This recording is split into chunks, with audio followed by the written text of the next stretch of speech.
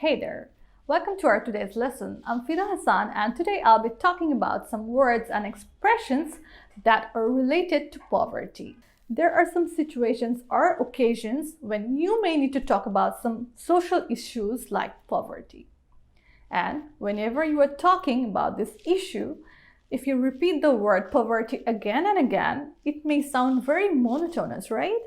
So, today I will be telling you some words or talking about some words that may help you with this. So, let's get started. Our first word is Beniri. Beniri, which means the state of being extremely poor. Let's look at the example sentence. A number of artists who became famous after their deaths spent their lifetimes in penury. It means they have a life of extreme poverty. They had very little money to live on. Our next word is below or on the breadline, which means having an income level of an extremely poor person. For example, I can say over 60% of the population of this country live on or below the breadline. That means they have their income level of an extremely poor person. Our third word is impoverished. Impoverished, which means being poor, not having enough money to live on. Let's look at the example sentence. The charity's main aim is to improve healthcare in the impoverished areas of the world, which means the charity aims at ensuring or developing healthcare in the poor areas of the world. Okay? The areas in which people are poor, they don't have enough money to live on. Moving on to the next word, that is destitute. Destitute, which means lack of food, home, and other possessions. Let's look at the example sentence.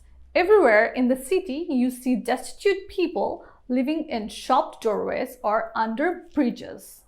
That means those people who are living under bridges or in the shop doorways, they don't have any money, food, or shelter. That is why they're living under bridges or shop doorways.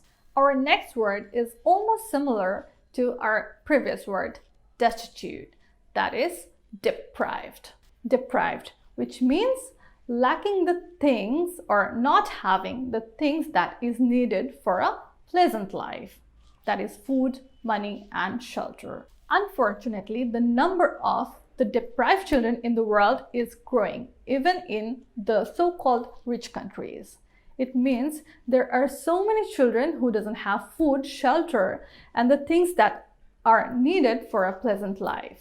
Our next and the final word is living from hand to mouth.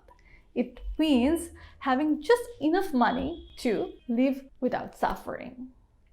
For example, many farmers of this country are living from hand to mouth. That means they have just enough money to live on without any suffering, but they don't have more money to spend on other things. So these are some words you can use whenever you are talking about poverty.